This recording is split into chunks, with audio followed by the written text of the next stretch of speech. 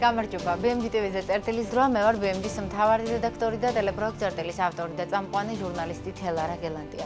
წელს თბილისი Open Air-ი მხოლოდ გასართობი ადგილი არ იქნება, ეს იქნება ერთმანეთის გაძლიერების ფესტივალი. ამბობს ვახო ბაბუნაშვილი, თბილისი Open Air-ის დამფუძნებელი, რომელიც დღეს წერტილის სტუმარი იქნება და შემდეგი 9 საათის განმავლობაში ვისაუბრებთ, რითი იქნება განსხვავებული წლევანდელი Open Air-ი, რომელიც 24-25 მაისს ტარდება და რატომ შეირჩნენ ქართველი არტისტები სრულად. ასევე ვისაუბრებთ, რამდენად დაეთყო ქვეყანაში შექმნილი სიტუაცია ხელოვანების ფინანსურ მდგომარეობას და როგორ აისახება მოქალაქეების უწყვეტი პროტესტი, პოლიტიკური პროტესტი კულტურის სფეროზე. ვიდრე ინტერვიუს დავიწყებთ, გეტყვით, რომ თბილისი Open Air-ის წლევანდელი სპეციალური გამოშვება თანადგომას უცხადებს მუსიკალური და სახელოვნებო სფეროს წარმომადგენლებს და ბილეთების გაყიდვიდან შემოსული თანხის ნაწილი გადაერიცხება თანამედროვე ხელოვნების და კულტურის ფონდსა და საქართველოს მუსიკოსთა პროფესიულ კავშირში. ასევე ბილეთების შეძენის დროს თუ სურვილი გაქვთ, შეძლებთ ამ ორგანიზაციებისთვის დონაციის გაღებას. ინფორმაციისთვის გეტყვით იმასაც, რომ თანამედროვე ხელოვნების და კულტურის ფონდი ეხმარება მუსიკოსებს, დამოუკიდებელ თეატრებს, სახელმწიფო და მუნიციპალურ თეატრებში მიწვეულ მსახიობებსა და სფეროში დასაქმებულ ადამიანებს, რათა გაუძლონ იმ ფინანსურ კრიზისს, რომლის წინაშეც საშემსრულებლო ხელოვნება დგას. მოკლედ, სხვა თბილისი Open Air-ებისგან განსხვავებულ Open Air-ზე ვსაუბრობთ ვახო ბაბუნაშვილთან ერთად, რომელიც ჩვენთან არის უკვე სტუდიაში. საღამოშტების ვახო, ძალიან დიდი მადლობა თქვენი დროისთვის. თბილისი Open Air-ი 2025-ის სპეციალური გამოშვება, ასეთი აღწერა აქვს წლევანდელ ფესტივალს, როცა ბილეთებს ვყიდულობთ TicketJet-ზე, დღეს ვათვალიერებდი. თქვენც ამბობთ ერთ-ერთ ინტერვიუში, რომ ეს ფესტივალი იქნება არაუბრალოდ ფესტივალი, არამედ ერთმანეთის გაძლიერების ადგილი. მოგვიყევით მეტი, რითი იქნება ფესტივალი წელს განსხვავებული, რაში მდგომარეობს მისი გამოშვება და როგორ ვაძლიერებთ ერთმანეთს ამ ფესტივალით? ხო, წელს მართლაც განსხვავებული ფორმატი აქვს. სპეციალური გამოშვება დავარქვით ამ ფესტივალს. ბუნებრივია, ფესტივალი ცოცხალი ორგანიზმია, ის რეაგირებს ყველა მოვლენაზე, რაც ქვეყანაში ხდება, ნებისმიერი მიმართულებით. და ჩვენც ვერ დავრჩებოდით, ეს უბრალოდ თითქოს არაფერი არ ხდება და ჩვენ მოდით გავერთოთ, 3 დღე შევიკრიბოთ და გავერთოთ უბრალოდ. ამ ფორმატში ვერ ვიქნებოდით, რა თქმა უნდა, ნებისმიერ ჩვენგანს ეხება ის, რაც ხდება დღეს რუსთაველზე, ქვეყანაში, პოლიტიკური თვალსაზრისით, ეკონომიკური თვალსაზრისით, უსამართლობის თვალსაზრისით, ხო? აი მთელ ამ პროცესში დაზარალდა ძალიან სახელოვნებო სფერო, მუსიკოსები განსაკუთრებით. ქვეყანაში როდესაც არ არის სტაბილურობა, როდესაც არ არის სამართალი, იქ სხვა რამეზე საუბარი რთულია, ან კონცერტებზე, ან გართობაზე. განწყობა სხვა, რა თქმა უნდა და აი რო გადახედოთ ბოლო ნახევარი წლის მოვლენებს, რამდენიმე თვის მოვლენებს, რამდენი ფესტივალი დაიხურა, გაუქმდა აი მაგალითად. თუნდაც შარშანდელიდან ავიღოთ 4GB აღარ არის, ეზო აღარ არის. ხო? ეს ფესტივალები უბრალოდ რაღაც მართლა გასართობი ადგილები ხო არ არის, ეს არის თანამედროვე ჩვენი კულტურის ნაწილია, ხო? ვიღაცას მოსწონს თუ არ მოსწონს ის ჟანრი, ეს კულტურის ნაწილია, ეს არის ის, რაც იბადება ნამდვილად იბადება ამ ხალხში, ვინც ამას ქმნის, ხო? ამიტომ ეს ძალიან მნიშვნელოვანია. და შემოსავლის წყაროც, ხო? შემოსავლის წყარო, ხო, ეს მეორე ნაწილი, პირველი მნიშვნელოვანი ამბავია თვითონ ქვეყნისთვის, ხო? თავისთავად ასეთი ადგილების არსებობა და ასეთი სცენების არსებობა, სადაც ადამიანებს, მუსიკოსებს საშუალება აქვს თავის შემოქმედება გაუზიარონ. მსმენელს თუ ისე მუსიკოსებს ფესტივალის არსი ხო ეგ არის, მივდივართ და ერთმანეთს უზიარებთ რაღაც, ხო? თუნდაც სიახლეებს, იდეებს, თუნდაც რაღაც აზრებს. ხო, მართლა ესეთი სპეციალური გამოშვება. აი ამ ყველაფრიდან გამომდინარე ჩვენ ვერ მივცემდით ჩვენ თავისუფლებას, რომ ეხლა ჩვეულებრივად ესე ჩამოგვეყვანა მაგალითად კარგი მუსიკოსები უცხოეთიდან და შეგვექმნა უბრალოდ კარგი განწყობა და კარგი გასართობი ადგილი არ გამოვიდო და ამიტომ გადავწყვიტეთ ჩვენ ის ვინც ვართ აქ მუსიკოსები, ვინც განვიცდით ამას, ვისაც პირდაპირ გვეხება ეს შეძლების დაგვარად მაქსიმალურად ყველა მუსიკოს მაქსიმალურად შეძლების დაგვარად მიგვეცა, ну, ვინც ასე ვთქვათ რაღაცნაირად ჩანს, ხო? მიგვეცა საშუალება, რომ აი Open Air-ზე მაინც დაეკრა. და არა მხოლოდ მუსიკოსების, აქ იდეა გაჩნდა მე უკვე თეატრების, როგორც დაზარალებული თეატრები, ამ სფეროს დაზარალებული ნაწილია დიდი, ხო? და ასე შემდეგ. მოკლედ ძალიან საინტერესო შინაარსი გამოვიდა რა. აი საინტერესო კოლაბორაციები გამოდის, ხო? აი ეგ არის ძალიან საინტერესო, რომ წლევანდელი open air-ი, აი მუსიკალურად ხო საინტერესო იქნება, იმიტომ რომ მე ჩვენ ყოველთვის ვთვლით, რომ ქართული შინაარსი უკვე ისეთი ხარისხის არის, რომ მთლიანად ქართული შინაარსით რო შეავსო, ძალიან კარგი ფესტივალი გამოგივა მაღალი დონის. აგერ წელს სახეზეა, ნახავთ, თქვენც ნახავთ, მაგრამ აქ საინტერესო ის არის, რომ ის ასე ვთქვათ, ის ჟანრები, რომელიც ასე ისედაც ბუნებრივი იყო open air-ზე, ხო? მიხვდით ალბათ რა გულისხმობ, ხო? წელს ისეთი კოლაბორაცია, ისეთი ის არის, ხო, თანამშრომლობები მუსიკალური, რომ ვერას ვერ წარმოვიდგენდით ჩვენ open air-ის სცენაზე. ხო, მაგალითად. მერაბ სეფაშვილი და ჯგუფი არა, თამადა და გიორგი უშიკიშვილი. ხო.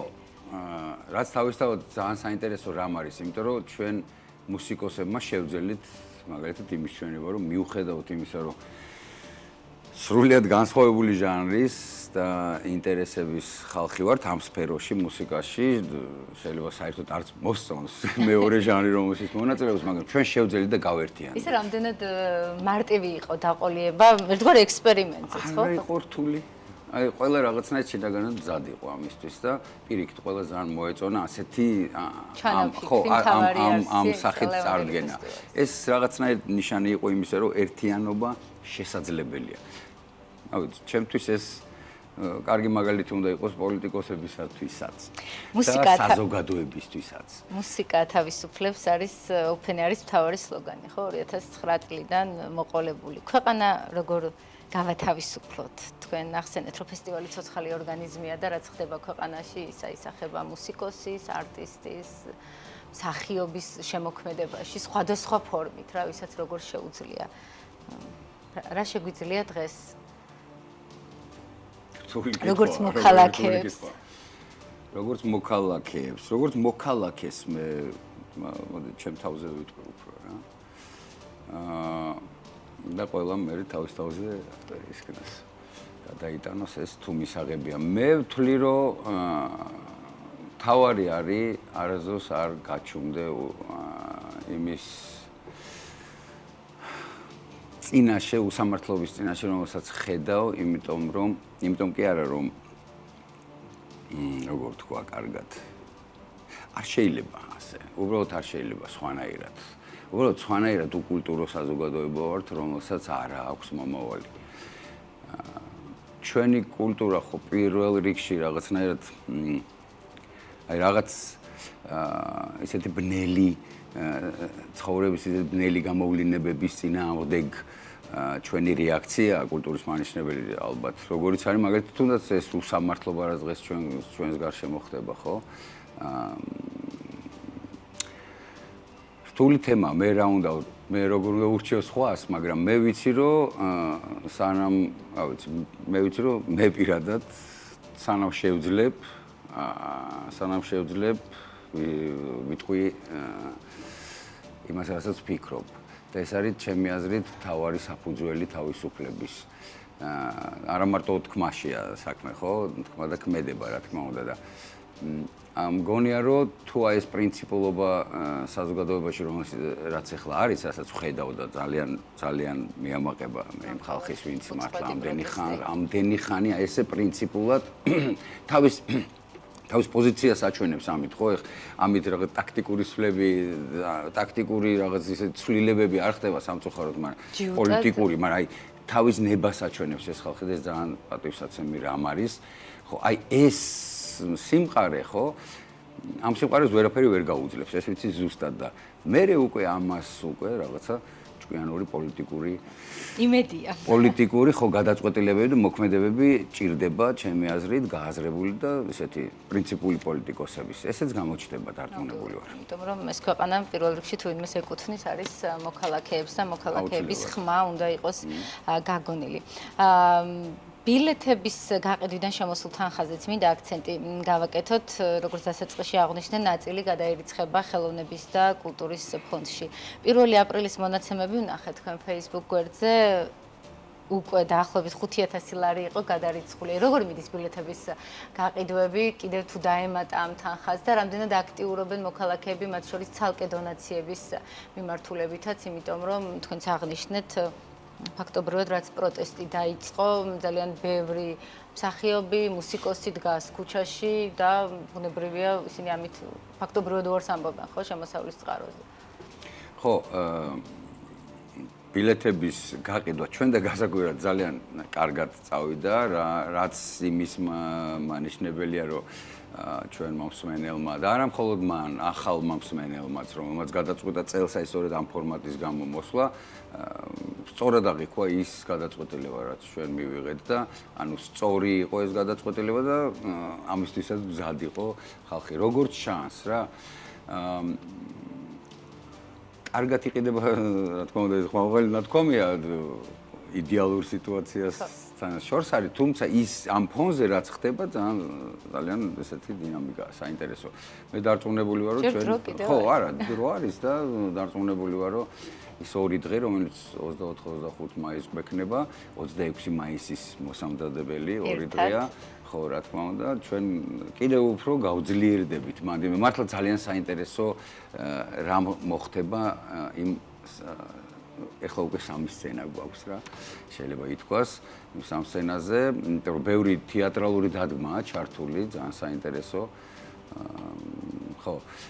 წიგნებიც, ხო, გამომცემლობებიც. გამომცემლობებიც ჩართულები არიან. ხო, აი რაღაც ესეთი NGO-ები, ფონდები რამდენადაც შეუძლიათ თავისთავი აჩვენონ. ჩვენ შევეცადეთ, რომ წელს რაღაცა ეს ადგილი წელს არ არის კომერციული ფესტივალი, ანუ უფრო არის ფესტივალი, სადაც გვინდა რომ მეტმა ადამიანმა მოიყაროს თავი, თავისუფლებაზე მოლაპარაკე ადამიანმა მოიყაროს თავი და ერთმანეთს მაინც გაუზიარონ თავისი აზრები. მე მგონია რომ ვინც შეიძლება გარკვეული მიზეზით რუსთაველზე თამამად ვერ აპროტესტებს ან პირბადით დგას, შეიძლება ფესტივალებზე ის ხალხიც ლისის ვანდერლენდზე ვიხილოთ.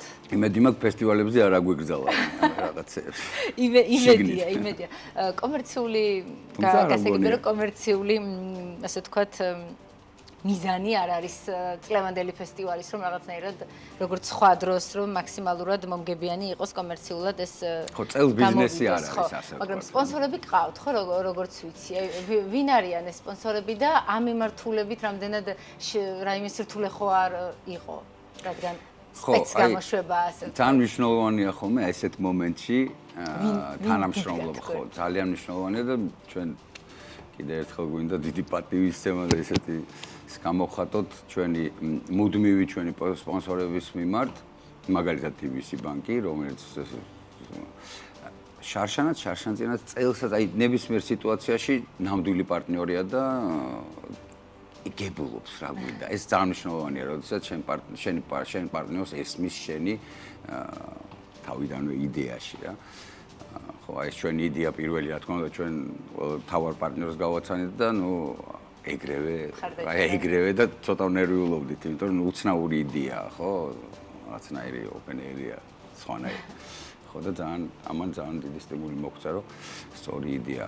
ხო, ჩვენი მუდმივი პარტნიორები ჩვენთან ერთად არიან. დარწმუნებული ვარ, ვიღაცეები კიდე გზად შემოგვემატებიან და ამ თვალსაზრისით ესე ვართ რა. შეიძლება ისე გაამართლოს და ისე მოეწონოს მსმენელს სხვანაირი open air-ი თუ open air-ის სპეცგამოშვება, რომ რაღაცა შემდეგ წელსაც იმ ძველ open air-თან ერთად რაღაცა გამეორება რა საჭიროა. ერთი იყოს. ერთი მერე სხვანაირი იქნება. ძალიან კარგი. იმედი მაქვს რომ მომავალს კი სხვა სიტუაცია გვექნება უფრო სამხიარო. რაღაცა ისე. დარწმუნებული ვარ. ევროპული open air-ი რაღაც სხვა თემატიკით. ცოტა ფართო სურათშიც მინდა ვისაუბროთ, ხო, ფესტივალების ბაზარზეც. დღეს ვუსმენდი სხვადასხვა ინტერვიუებს, ზოლ ინტერვიუებს სხვადასხვა მედიასთან თქვენსას და მეორებთ ხოლმე რომ დედა ფესტივალი ვართო open air-ი და მართლა თავისუფლად შეგიძლიათ ეს თქვა 15 წელზე მეტია უკვე ბაზარზე ხართ. რა იყო ყველაზე რთული აი ამ ბრენდის შექმნის პროცესში დღეს როცა უყურებთ განული გზას და რა არის ის სირთულეები რაც დღემდე რჩება რომ ფესტივალი როგორც ბიზნესი იყოს რაღაცა მყარი, მდგრადი და ისეთი რომ შეძლოთ ყოველთვის საინტერესო და მსმენელისთვის მოსაწონი არტისტების ჩამოყვანა. ხო, თავარი ალბათ სირთულე თავიდანვე ის იყო, რომ ჩვენ არ ვიცოდით რას ვაკეთებთ და როგორ ვაკეთებთ, ეს იყო დიდი, ასე ვთქვათ, მანიაკალური სურვილი, რომ ეს გაგვეკეთებინა და ვიცოდით რაღაც ფესტივალები, იმაში ვიდეოში ნანახი. იქიდან გამომდინარე გქონდა ეს ცოდნა. თავარი სირთულე იყო, რა თქმა უნდა, ეს თავიდან არ ჩვენ ვიცოდით, არ ჩვენმა პარტნიორებმა ვისთანაც გვინდოდა ურთიერთობა. ეს იყო ახალი, სრულად ახალი საქმე, რომელსაც რომელიც აღმოჩნდა ძალიან რთული, მერე და მერე მივხვდი რომ გაცილებით რთულია, უბრალოდ ახლა შევტოპეთ ბოლომდე შევტოპეთ. პირველი ორი ფესტივალი რო გავაკეთეთ, მან დავწმუნდით რომ თუ გვინდა რომ ყოველწლიური იყოს, არც ერთი წელი არ უნდა ჩავარდეს და როგორიც იქნება ისეთი უნდა იყოს იმ წელს. და არ უნდა ჩავარდეს, ეს იყო რაღაც ჩვენი პრინციპი და ამიტომ ზოგი ფესტივალი ისეთი იყო, ზოგი ასეთი იყო, ზოგი უკეთესი, ზოგი ნაკლებად საინტერესო, თუმცა ჩვენ ამ ფესტივალს ძალიან 15 წელია ყოველ წელიწადს ვაკეთებთ და ამანაც გამოიწვიეს, რომ ეს ფესტივალი რაღაც ბევრისთვის სულ არის. ხო? სირთულეები რა თქმა უნდა არის. ფინანსური ნაწილი არის ძალიან რთული. პატარა ქვეყანა ვართ, ცოტა ხალხი ვართ. რაღაცა ზღვრული ლოგიკა აქვს უბრალოდ ამას ფინანსურად რა, აი ამ რაოდენობა ხალხში მეც ვეღარ გაყიდი ხო? ეს არის პრობლემა, ლოჯისტიკური პრობლემა, ქვეყანაში ჩამოსვლა არტისტების ძალიან რთულია, ძვირია, ბევრი ეს არის ლოჯისტიკური პრობლემა, ძალიან ხშირად მაგალითად, რა ვიცი, როდესაც დიდი არტისტია და მას რაღაც აპარატურა სიტყვაზე თავის სჭირდება, წარმოიდგინეთ ახლა რაღაც 6 ტრაილერი უნდა წამოვიდეს საიდან, ევროპიდან, საქართველოს. ეს სირთულეებია, თვითმფრინავის რეიზები, მოკლედ ბევრი ისეთი ფაქტორია გარშემო, რომელიც კონკრეტულად ამ ბიზნესს უშლის ხელს, რა თქმა უნდა, როგორც ბიზნეს თუ შევხედავთ, იმიტომ რომ ეს ხო პირდაპირ ტურიზმთან კავშირშია რა, თავისთავად, ხო?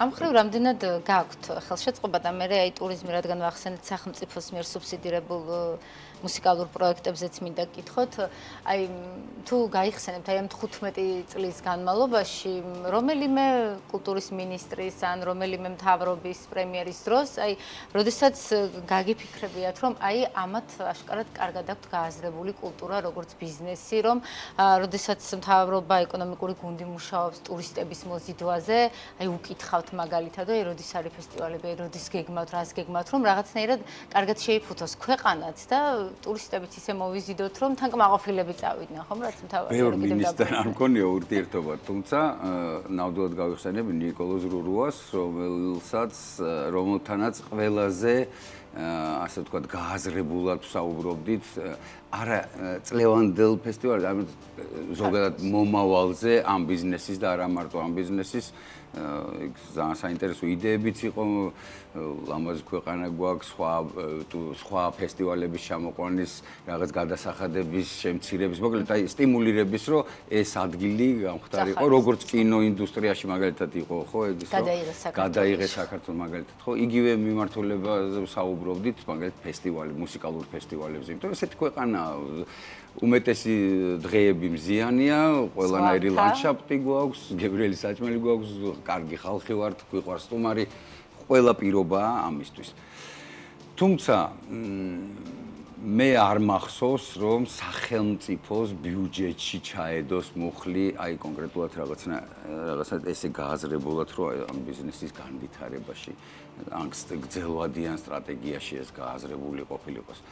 სამწუხაროდ არა და ძალიან ეჭვმეპარება, რომ უახლოეს მომავალში ასეთი კულტურის მინისტრი გამოჩნდეს ნებისმიერ ხელისუფლებაში, იმიტომ რომ ამ ქვეყანას იმდენად ბევრი სხვა პრობლემა აქვს ხოლმე წინ, რომ აი ეს საკითხი ყოველთვის რაღაცა გადადის, ასეთი საკითხები გადადის უკან, თუმცა მე ვთვლი, რომ სწორედ ეს ამ საკითხების წინ წამოწევა კიდე ეკონომიკას უფრო ხელს შეუწყობს და განავითარებს სასამართლოს. რაც უფრო მეტხანს დავტოვებთ ტურისტს და მეც დავახარჯინებთ აქტივობებით, ეს არის მეტი შემოსავალი ქვეყნისთვის.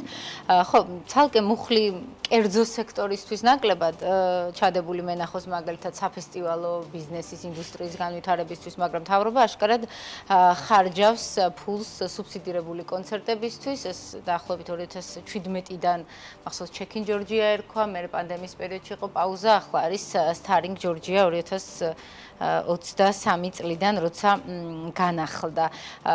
თქვენ ინდუსტრიის წარმომადგენლებთან ხშირად მისაუბრე ამ თემას და თქვენც კითხავთ რა კონკურენტი გამოდის ასე პირდაპირ სახელმწიფო დღეს თქვენი, იმიტომ რომ მაგალითად ჯასტინ ტიმბერლეიკი ჩამოდის, დღეს გადავამოწმე და 4 საათში გაიყიდა როგორც კი გამოცხადდა ბილეთები. თქვენ ვერ ჩამოიყვანდით ან რომელიმე სხვა ჯგუფი, ან რა გჭირდებათ რომ ჩამოიყვანოთ? იქნებ უფრო იაფიც დაგვიჯდებოდა და სახადის გადამხდელებს. კონკურენტი კი არა, მე უფრო მძაფრად ვიტყოდი.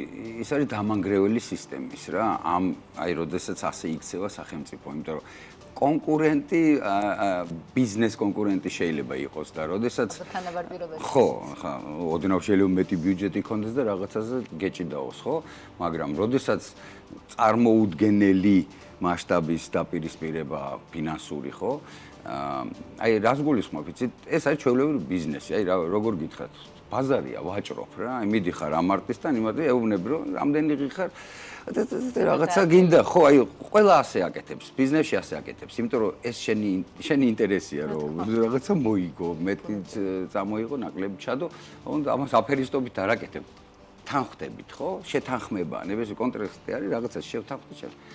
ამ შემთხვევაში რომ განუსაზღვრელი ფულია და ეს ფული მოდის ბიუჯეტიდან, არავის არ აინტერესებს ის ამოღება. ეს ხო არის მიზანი რა არის? პოლიტიკური ხო, რომ ჩვენ ესეთი კარგები ვარ და ახალგაზრდებო ნახეთ, ვინ ჩამოგიყვანეთ და ეს თან არის სრული აბსურდი, არ მუშაობს. ეს არის ფულის ყრა. და ვიღაცების ბიზნესის ბიზნეს ამბიციების დაკმაყოფილება რეალურად ეს ასეა. ხო და როდესაც ასე ვთქვათ, ბჭყალებში ცუდი გამოთქვა, რომ ბაზარს აფუჭებენ, იმიტომ რომ ფასს წევენ ელემენტარულად, ხო? შენოზე ევაჭრები რაღაცა რეალურ თანხებზე გაგდო, უცებ აქედან გადმოხდება და სამმაგს აძლევს და მერე მენეჯმენტი რო გეუბნება, რა თქმა უნდა, ის მირჩევნია, ხო? ის მიხდის.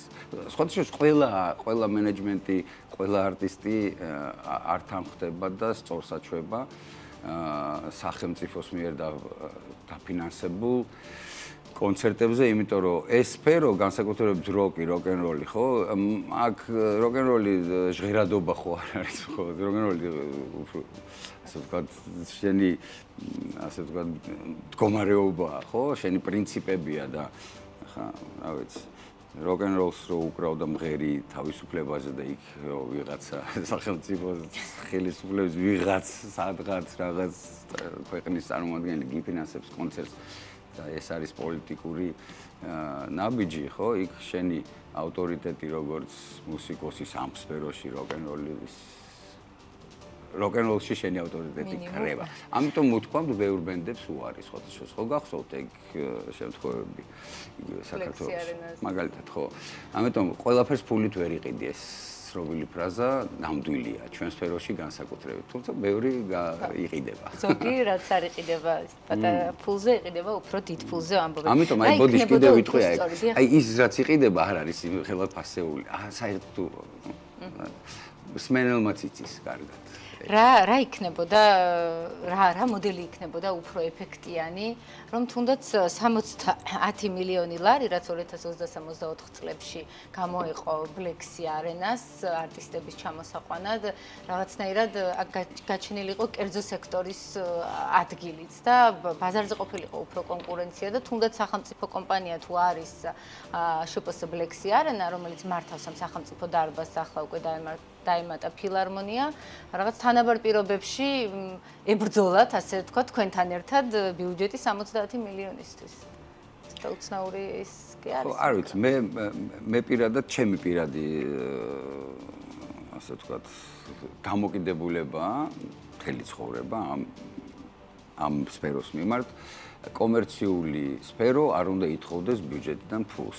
ჩვენ საერთოდ არ გვჭირდება ბიუჯეტიდან ფული. ჩვენ გვინდა ამ ბიზნესის გარე სფეროების განვითარების ხელშეწყობა. ჩვენ თუ აი რას გულისხმობ, მაგალითად, ტურიზმი თუ განვითარდა, ინფრასტრუქტურა თუ აიწია ჩვენ ქვეყანაში, რა ვიცი, თუ უფრო იაფი გახდა მაგალითად რაღაცეები, ხო, აი რაღაც მოკლედ გარე ფაქტორების დალაგება უფრო ხელშეგვიწყობდა ჩვენ ბიზნესს, მაგალითად ბიზნესი თუ განვითარდა, გათავისუფლდა, ბიზნეს თუ აქვს თავისუფალი რესურსი, რომ იქით კი არ გადაისროლოს სახელმწიფოს რო კონცერტი უნდა და ასე ხდება, მიდიანდეობნებიან 5 მილიონი მომეცი, 2 მილიონი მომეცი და ის აძლევს. და აი ეს რესურსი, ეს რესურსი რო თავისუფალი იყოს, ბიზნესის გადასაწყვეტი იყოს, მართლა საჩადოს. აი ჩვენ ეს ხელს შეგვიწყობდა, ჩვენ კონკურენტუნარიანები ვიქნებოდით. ჩვენ დარწმუნებული ვართ, რომ ნებისმიერი ჩვენი პროექტი, რომელიც გაგვიკეთები, არის საინტერესო და დარწმუნებული ვართ, რომ თავისუფალ გარემოში, ხო, თავისუფალ გარემოში დავარწმუნებთ ნებისმიერ ბიზნესს, რომ მათთან ჩვენთან თანამშრომლობა საინტერესოა მათთვის. და ბიზნეს თუ გაღლიტაო და ფული აღარ რჩება იმას და მე გეუბნება რა ვქნა, მინდა, მაგრამ აღარ მაქვს. აი მან არის სირთულე. ხშირია ასეთი შემთხვევები? კი, ხშირია.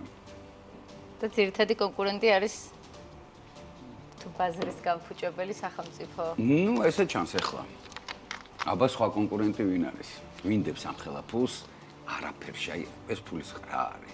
და თან ეს ფულის ხრა არის. ხშირად გვიწევს ხოლმე ჩვენს კრიტიკა, რომ როცა გვინდა კარგად დავითვალოთ. გადასახადების გადამხდელმა თითოეულმა ლარმა რა მოიტანა პირდაპირ თუ ირიბი სარგებელი ქვეყნისთვის, მოქალაქისთვის, რთულად ჩანს ხოლმე, ანუ როცა მუქთაფული გაქვს, ალბათ ნაკლებად ითვლი, თორე ბიზნესი ალბათ დარწმუნებული ვარ ფესტივალებს რომ მართავთ, ყველა თეთრი გათვლილი გაქვთ, რა ხარჯია და რა სხვანაირად რთულია, სხვანაირად, ნუ წაგებაში მიდიხარ და ჩერდები ბოლოს.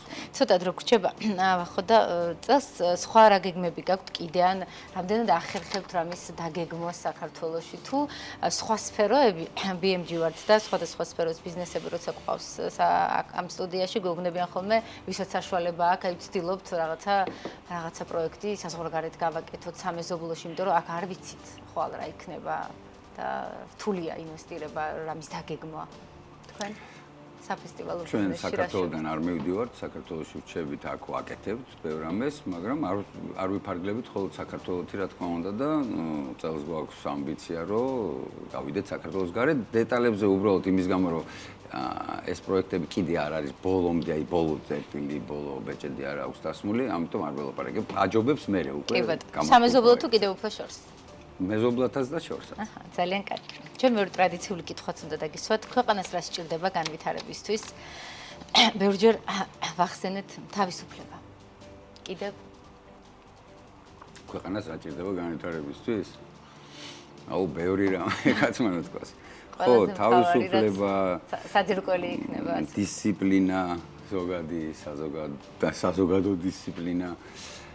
უფ ძალიან ბანალურ რაღაცას ვიტყვი, მაგრამ ეს ოხერი პატრიოტიზმი. აი ხელისუფლებაში პატრიოტი ადამიანი როცა არის, სხვანაირად ფიქრობს და ეს ყველაზე დადებითად მოქმედებს. ბევრი საკითხია გამიჭირდება. წერტილი რაც დავუსვათ ამ ქვეყანაში, რა დავასრულოთ? წერტილი დავუსვათ ოლიგარქიას. ცეცხლი ოლიგარქიას. ძალიან დიდი მადლობა. წარმატებები სპეც გამოშვებას თბილისი Open Air-ის დაგესწრებით და ბევრი საინტერესო ახალი პროექტი თქვენ ჯგუფს. დიდი მადლობა. წერტილი დღეს ამით დასრულებულია ჩვენს კითხვებს თბილისი Open Air-ის დამფუძნებელი ვახო ბაბუნაშვილი პასუხობდა, მე ხვალამდე გემშვიდობებით.